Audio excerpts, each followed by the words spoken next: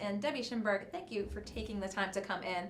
Community activists, very prominent role in the effort for a plastic bag ban in Providence. There's some on the ground. We're going to bring some up and talk a little bit about it.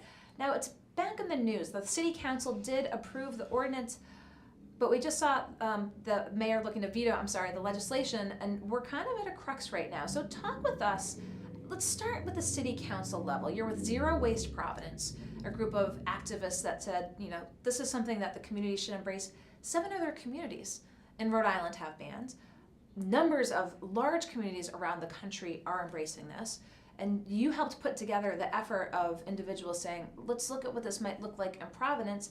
And the City Council agreed. So talk with us about that process leading up to the City Council, and then we'll go into what's happened recently. Well, Zero Waste Providence is a very new organization. We started with the idea that there needs to be a constituency who are interested in reducing waste. There are a lot of environmental organizations who focus on the ocean, who focus on other aspects of the environment, but as an urban issue, an urban environmental issue, waste is paramount. So we have been meeting and we're talking about a variety of different aspects of waste. This kind of coincided with Councilwoman Ryan, who had been talking with the mayor and the Office of Sustainability, as I understand it, since the summer. But she came to us more or less in January and said, I'm going to be submitting this bill, and do you have any input into it? And so we did. In particular, the Mayor's Office of Sustainability and 2 nonprofit organizations that are very active in this area, even have a lot of connections nationally, Clean Water Action and Upstream Policy, got together and worked with Councilwoman Ryan to really make sure that the bill used the best practices from around the country. As you pointed out, Rhode Island has 7 other communities that have bag bans, and they're different one from the next. So there are a variety of ways that this can be written, that it can be implemented. As a group, we felt that having a 10-cent fee on bags is the best way to help individuals' behavior change. Because that's really what, at the end of the day, what we're talking about is it's not changing from single-use plastic to single-use paper, but it's really a matter of all of us trying to remember, including myself, that we need to use reusable bags. So that process really started in January. It was a very quick process, and Councilwoman Ryan and the council people were the ones who set the schedule to get the bag ban passed. So you must have heard from a number of stakeholders, because as we talked about, 7 other communities have differing ones, and I think each community probably takes it at the community level, what's in the best interest and needs of its residents to be able to do this. Now here in Providence, they're looking at a phase-in over a period of time, so it wasn't going to be like, oh, tomorrow you're paying for the bag. And yes, we have a diverse urban population here, and I'm sure that you've heard concerns from stakeholders as well, but the City Council did too. And as a body, they said, well, we believe this is in the best interest of the city. So you went through the deliberative process. You've heard from a number of stakeholders. So why the veto from the mayor's office now? Who's getting to the mayor that didn't get to the City Council to raise concerns? That's a great question, and we're obviously very disappointed that the mayor decided to veto the bill. That doesn't mean that the concerns that were raised are not our own. I think that Councilwoman Ryan and ultimately our support of the bill was based on the fact that with a year to implement the bill, that any changes that needed to be made could be made, whether through an amendment process or through the regulation process that would determine exactly how this was implemented. So you had built in that deliberative process that he's de facto said he was calling for. That was already in there to say, we can hear from stakeholders about this. Absolutely, and I myself reached out to the Racial Environmental Justice Committee that ended up writing a letter of concern. I don't think that, here's what I think is the real problem with the process, which is that it seems crazy to me that a city like Providence can change a law, can develop an ordinance and not have a public hearing. But that wasn't what we chose. That is how the city council does business. So certainly we participated, and a lot of people came to the committee meeting that was held. That's part of the deliberative process, and we answered questions. It's not like the question about equity is a new issue. Yeah. And I think it's really important to note that our group from the get-go was committed to two things. We thought if this bag ban passes, we're committed to education, a process of making sure people understand what the bill is about, which means not only small stores and big stores for that matter, Rite Aid, CVS, Job Lot, and so forth, but also little bodegas, whether those are on Chalkstone Avenue or on Broad Street. So education. And then the second thing is we're committed to raising $100,000 to have sponsors' names on reusable bags. So I just got these were a couple of bags that I found in my car. This one says, this one is Foodland. I don't even know where I got Foodland, but that's Foodland. This is a canvas one. Here's one with somebody else's name. And I think the concept is there are reusable bags that are currently being given out. I have one that says Rhode Island Community Food Bank. Blood Bank. Okay. So to get stakeholders to help offset that so that folks say, well, I can't incur the multiple 10-cent, well, here's a bag that big community organizations who believe this is in the best interest of the city want to support.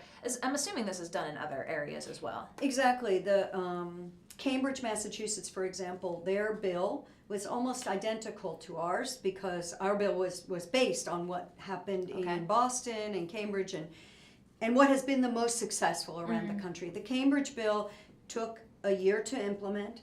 They distributed 10,000. We're committed to distributing 100,000. Wow. But they distributed 10,000 bags to seniors, to residents of housing authority property, to food banks where people, the working poor but get groceries and so forth. So having access to reusable bags is key. No question about it. But I think that the concept is that whether people are shopping in a grocery store and they've arrived by bus, or they've arrived by walking, by foot, or they've arrived by car, we all can bring a reusable bag if we've got one in the first place. But we have to remember.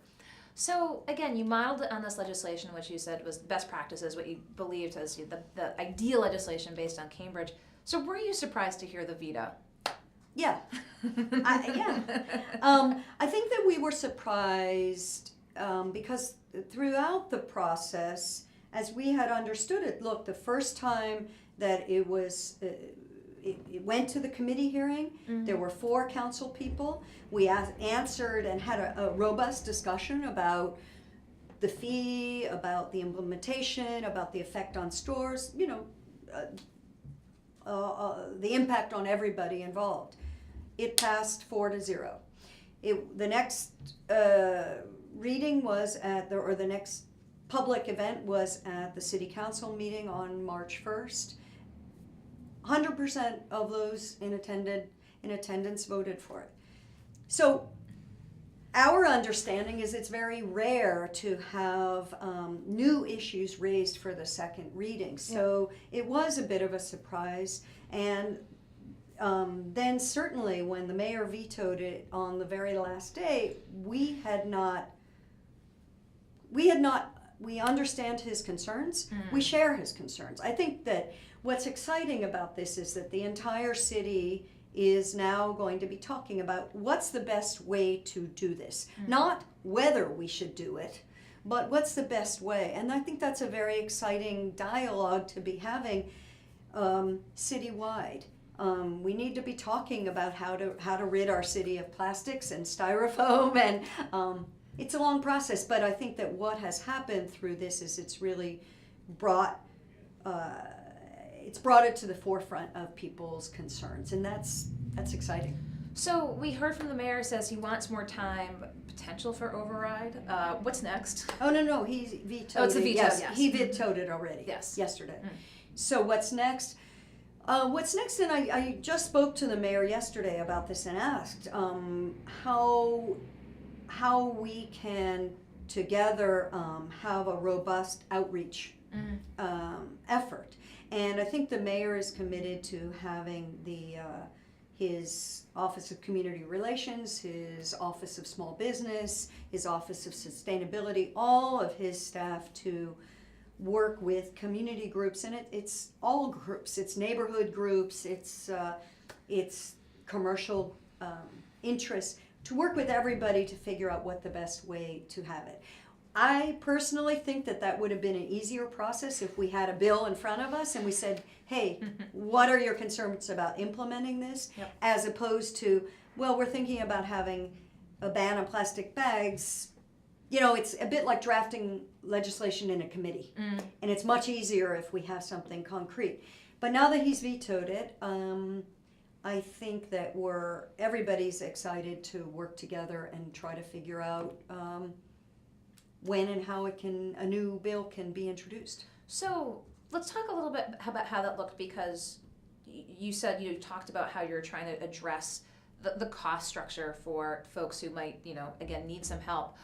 Again, getting the sponsors, getting 100,000 bags out there. What more possibly, if you've had conversations with the mayor or the stakeholders, could be done to address their concerns then? I think the real concern was not, and I don't want to speak for others, but I think from talking to the mayor and from the statements that have been made, that it wasn't so much changes or what more can be done to the bill. Although certainly there are a variety of ways that this could happen. For example, in Barrington, there is no fee.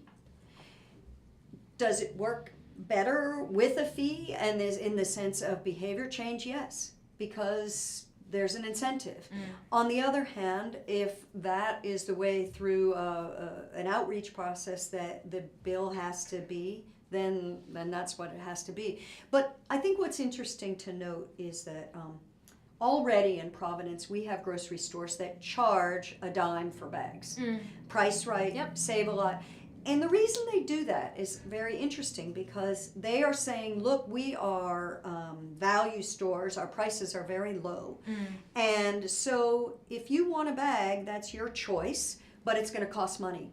The reason they do that is all the other stores are embedding that additional fee in their prices. So I think that people, and many of the people who shop at Save a Lot, at Price Right, already understand that there is a fee attached to these bags. Look, nothing is free. Grocery stores are not giving us free bags. So I think that to go under that assumption is incorrect. And I think that we can learn a lot, honestly, from many of the immigrants in Providence who come from other countries, because almost all countries in the rest of the world, people carry bags, and they aren't given bags. They aren't given plastic bags, whether those are knitted bags or canvas bags or any other kind of bag. So I think that there already is the start of a behavior change, and what this bill will do is to accelerate it. Well, I wanted to get your perspective in here. Again, it's front and center still. You brought your bags with you. And this is just the old version here. This is what. Thank you. And And these bags, many of us take these bags after using them to grocery stores, and they claim to recycle them. But honestly, it's not clear at all that that plastic really can be recycled, except for a very small amount. So we'll keep an eye on Zero Waste Providence moving forward now that it's New World Order after the mayor's veto this week, but wanted Debbie, you to come in to just tell folks about the dynamics that went into the process, that got the city council's approval, and now what? So I appreciate your coming in as we look at this moving forward. I'm sure we will talk with you soon. Okay, thanks, Debbie. I'll let you around the corner. Thank you. Okay, Appreciate it. Debbie Schimberg with Zero Waste Providence talking about the mayor's veto of the plastic bag ordinance and what's next. I appreciate her taking the time to come in. We've had a full day here in the Navigant Credit Union Broadcast Center. 3 o'clock, Ava Gaudet with a great entertainment lineup. Frank Aiello with Block Hires LLC talking about an upcoming blockchain and cryptocurrency conference at UMass Dartmouth taking place in April. Also had Kay Israel, Professor Emeritus at Rhode Island College, coming in to talk about national and local politics. So I appreciate your tuning in. We look forward to seeing you tomorrow. We have a full lineup. At 2 o'clock, we have folk singer Mike Loriano in the Alex and Ani Lounge. Be sure to tune in at 2. 3 o'clock, The Taste with Rick Simone. And of course, 4 o'clock, I'll be back with news and politics. So thank you, everyone. Have a great night. We appreciate your watching. We look forward to seeing you here tomorrow in the Navigant Credit Union Broadcast Center. I'm GoLocal News Editor Kate Nagel. Editor Kate Nagel. Editor Kate Nagel. Editor Kate Nagel.